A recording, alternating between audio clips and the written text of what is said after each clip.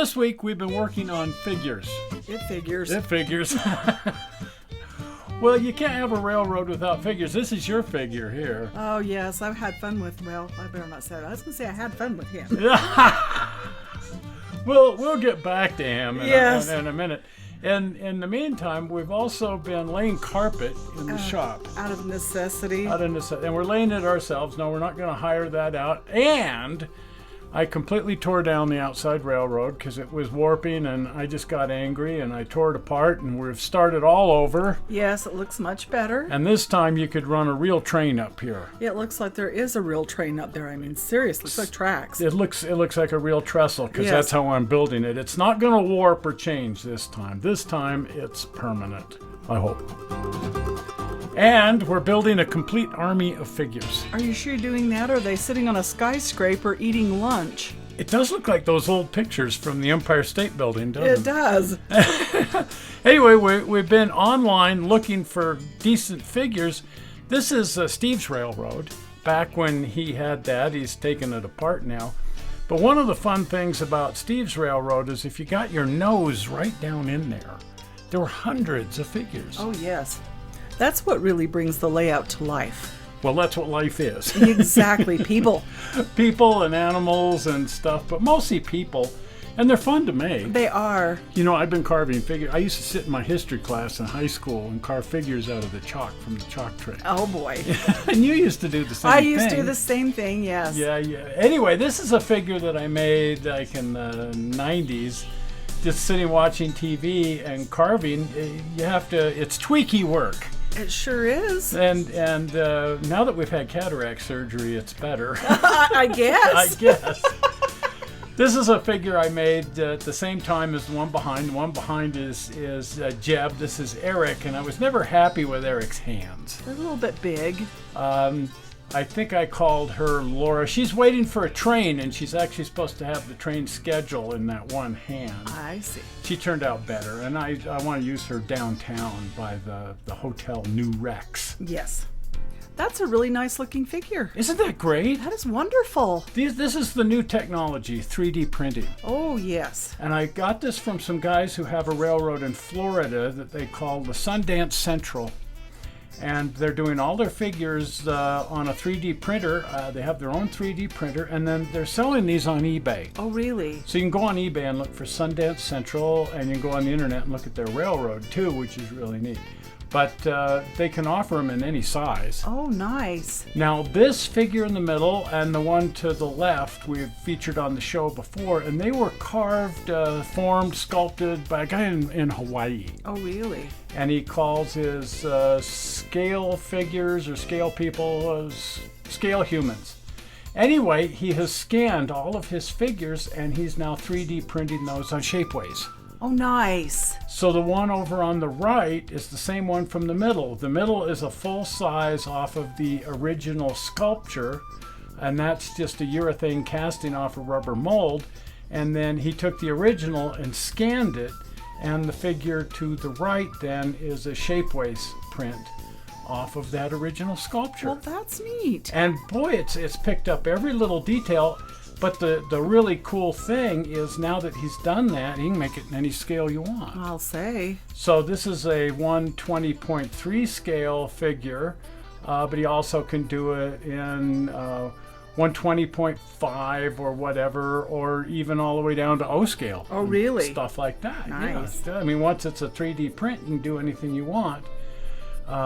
He would also look great in a Ghostbusters movie. Yes, he would. I thought about, he's a little faint. You could put a green light inside him and just leave him like that. But you can see he's the exact same height as the other 20th scale figure, the Banker, and again by the same sculptor in Hawaii. Oh! But here's a whole collection then of 20th scale figures done in different ways. There's the Sundance figure and the new Shapeways figure. This is a sculpture by Ray Lamb. I guess so. Gee whiz, like Gunsmoke here. Yeah, and this is just a figure I found in a junk bin at a hobby shop. Oh, no. So you just never know where something decent's going to turn up. Oh, and this is a figure that our friend Al made. All right. He did a fireman and an engineer, and we're going to use those in one of the... But it turned out great. It did. Now here's a couple of great figures. They did 4. This is Magnuson Models from back in the 80s or something. They're a little smaller because they're half-inch scale figures. Oh. They were made to go with the MPC model of the General. Oh, okay. But you know, people come in all sizes and shapes. They do. I think we can get away with sneaking them in there. And these are by our friends down in Cedar City. Yes. Dave and Jared at Ozark Miniatures. And they have a whole line of 20th scale figures that are really first rate. Oh, no kidding. So they need paint, and I think I want to repaint the banker. He's getting a little dinged up. And this is a figure that I decided to make, way back when in the 80s. I did an HO figure of a guy with a working lantern, and it drove everybody nuts. They went, "Oh, that's so neat." It wasn't that good of a figure. Anyway, I want to redo him. Oh, okay. And this is my new material of choice. We've talked about it. Billy Mays' Mighty Putty. Yes. It's actually, everybody calls it green stuff. And I buy it from Green Stuff World website online, and you can find it in other places. But that's the easy place to find it, is Green Stuff World. And it used to be that ribbon that you see in the background, a blue and a yellow ribbon. And now the newest variation on this is they sell it in these little tubes. Oh. And you just cut out an amount of each and mix them together, and 24 hours later it's hard as a rock. But it's great for making figures. It comes in this tube with a little, I can't even say an instruction sheet because it's, you just mix 2 pieces together and there it is.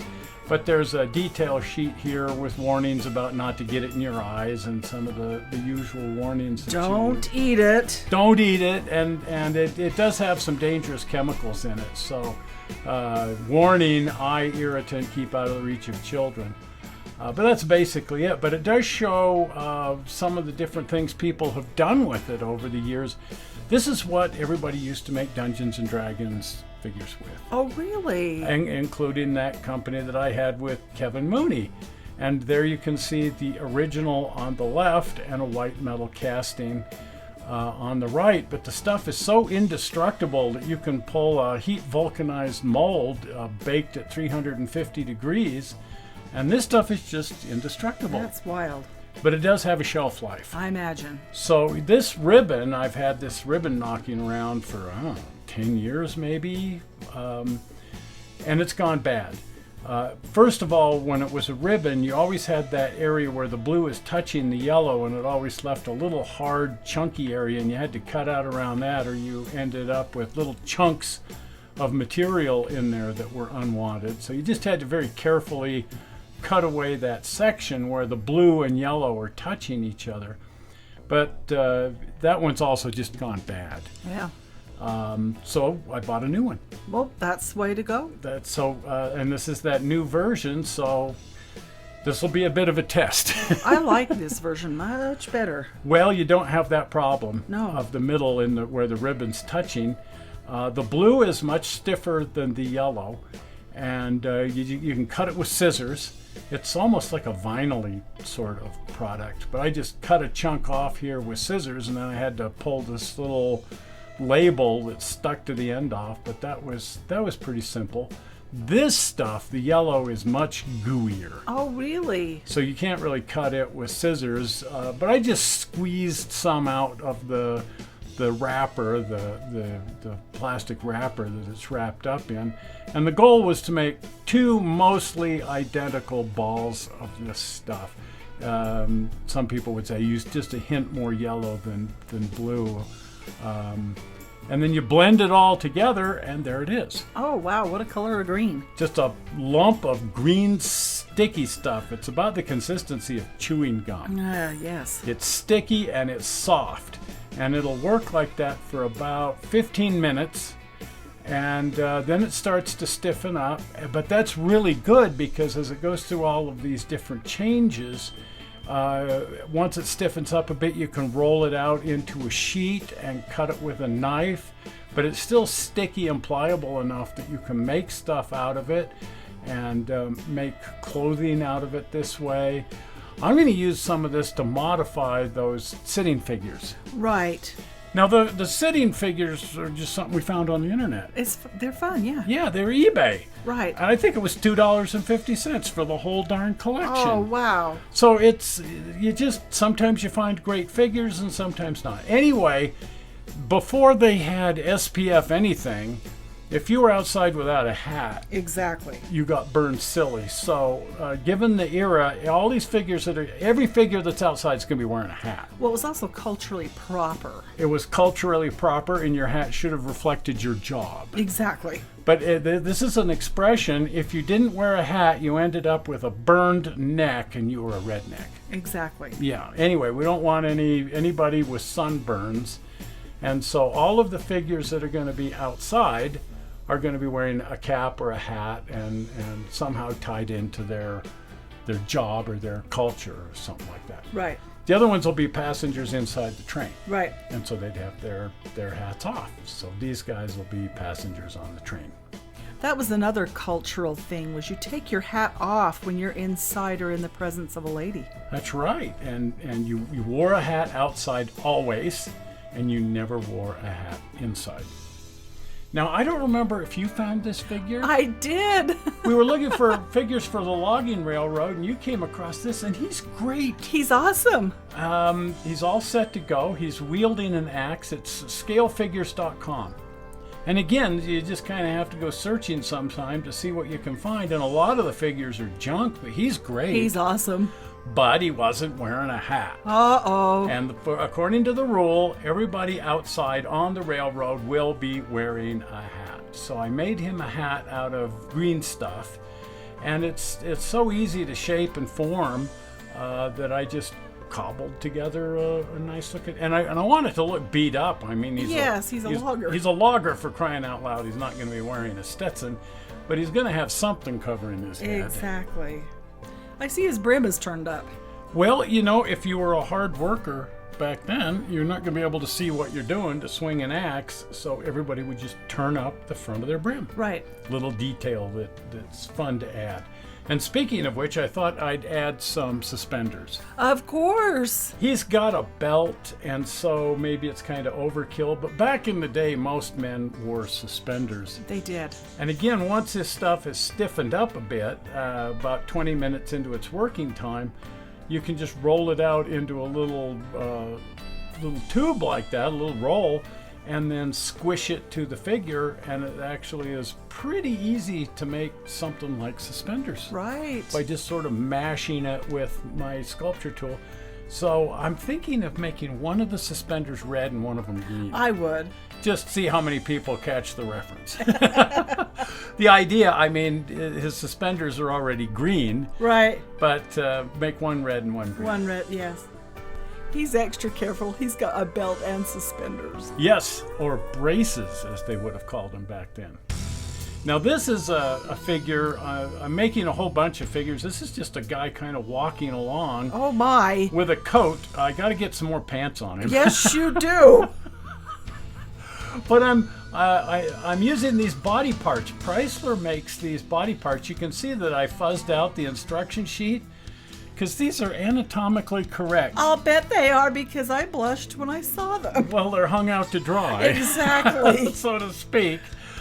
So I blurred that out. But if you get them into some clothing, then they look very He-Man. Then they just look sort of He-Man. But oh my gosh, it's like, excuse me, those Yes. are quite detailed.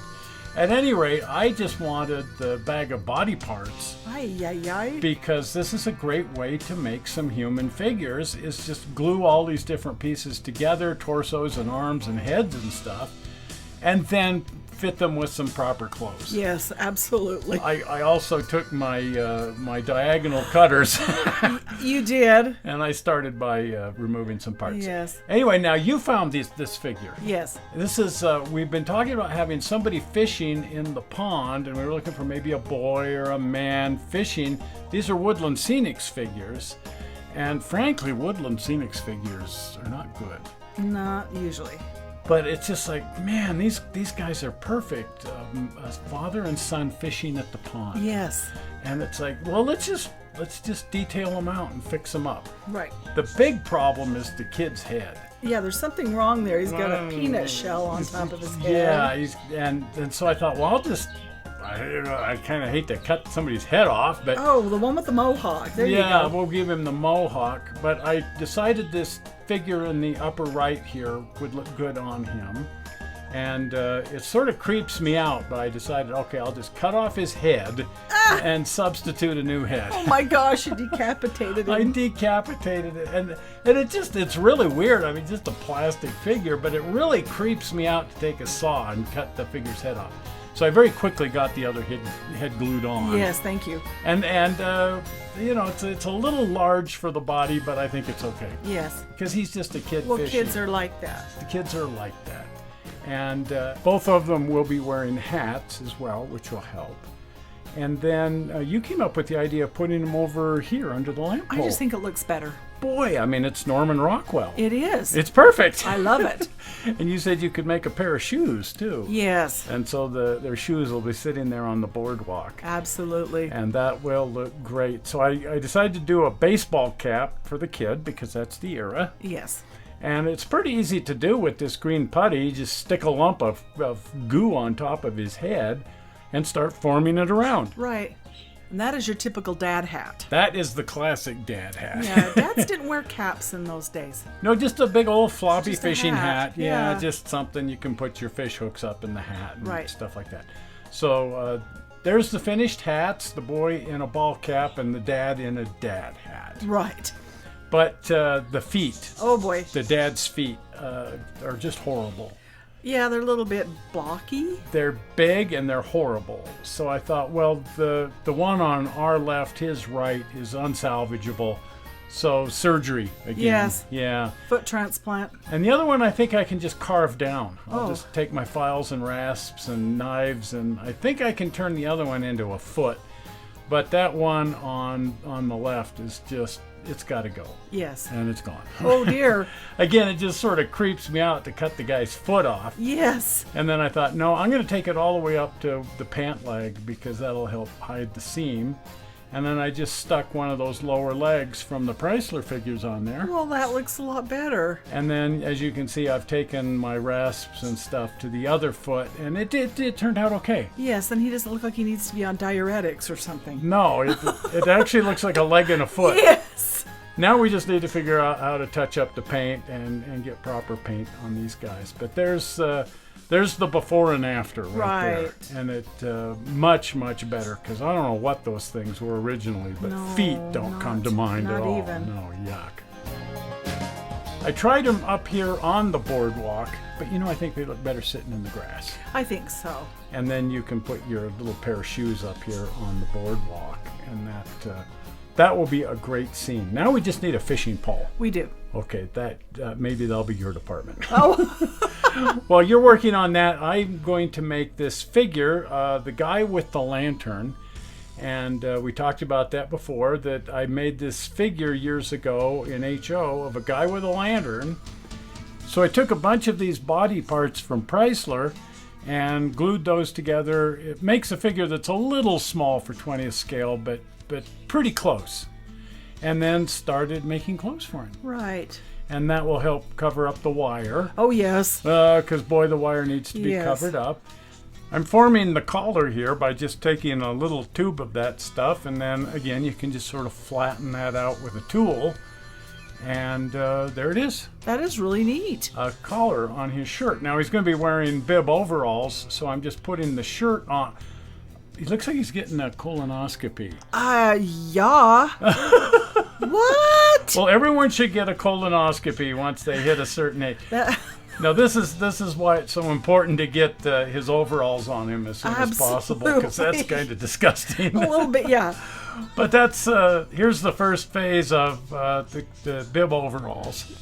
So next week I thought we'd show the process of how we're making these figures. Generally speaking, we'll still come right back up. Like in this case, if I wanted to even have a, like a coat that's sort of up. Yes, it's kind of wrinkled. Or wrinkled or something. It figures we need something for the outhouse. Yeah, this is Steve's outhouse that he made for us. Right. And this will be fun. Yes, we need some reading material. So you're working on the figure for the outhouse. Right. So I'll show you how this process of mine works. It looks like you're just making clothes. Paper dolls. Paper dolls. Okay, looks like we're holding. And same thing with this guy on this side. So maybe we should put this outhouse over at the city dump. That couldn't hurt. We haven't quite figured out where the outhouse is going to go, but it might be up by the western scene, or it might be down by the engine shops. We'll put the outhouse somewhere. It's got to be, somewhere close. Complete with the guy. Yes. Well, anyway, that will be next week's show, building these figures. If you haven't been over to the channel, please pop over to the channel. We've got hundreds of videos to choose from. Right. And if you're not a subscriber, the easy way to subscribe is with the blue button. And here it comes, the blue button. Anyway, we're not sure how you found this video on the internet. I hope you found it informative. Yes, not boring. And not boring. Never boring. And we will see you here on Tuesday.